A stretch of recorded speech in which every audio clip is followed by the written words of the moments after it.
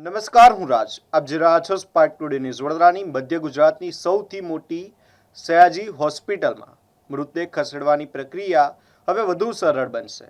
Ambulance અને ડ્રાઈવરની અછતને કારણે મૃતદેહોને વોર્ડથી પોસ્ટમોર્ટમ રૂમ સુધી ખસેડવામાં દર્દીઓના પરિવારજનોને પડતી મુશ્કેલીને ધ્યાનમાં રાખીને હોસ્પિટલ તંત્રએ એક નવી પહેલ હાથ ધરી છે.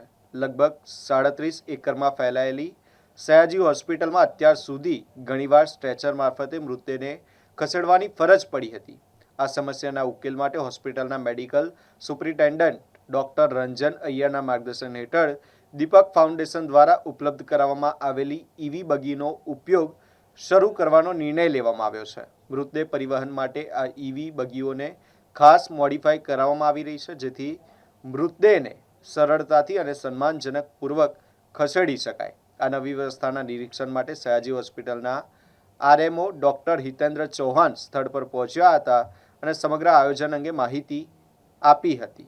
હોસ્પિટલ તંત્રનું માનવું છે કે આ સુવિધાથી મૃતકોના પરિવારજનોને રાહત મળશે અને હોસ્પિટલની કામગીરી વધુ સુવ્યવસ્થિત બનશે. પર્યાવરણની સમસ્યાના ધ્યાનમાં રાખીને એસએસજી હોસ્પિટલે એક ઉદાહરણીય પગલું ભર્યું છે.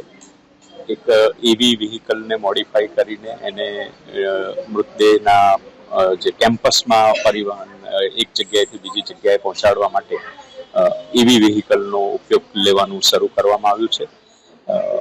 વાન રેડી થઈ ગઈ છે અને એની ઉપયોગ પણ ચાલુ કરી દેવામાં આવશે. સર, કેટલું સરળ થઈ જશે? કારણ કે પહેલા ઘણીવાર એમ્બ્યુલન્સ કે ડ્રાઈવરના અભાવે દર્દીના સગાઓને સ્ટ્રેચર લઈને ખેંચવા જવું પડતું. હવે કેટલી આસાની થઈ?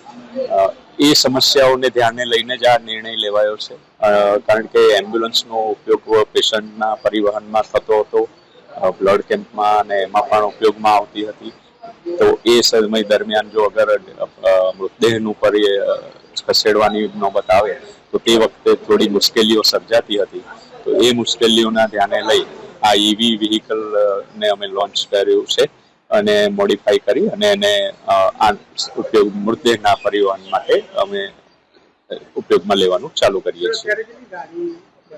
હાલમાં એક જ ગાડી અમે ઉપયોગમાં લેવાનું ચાલુ કર્યું છે.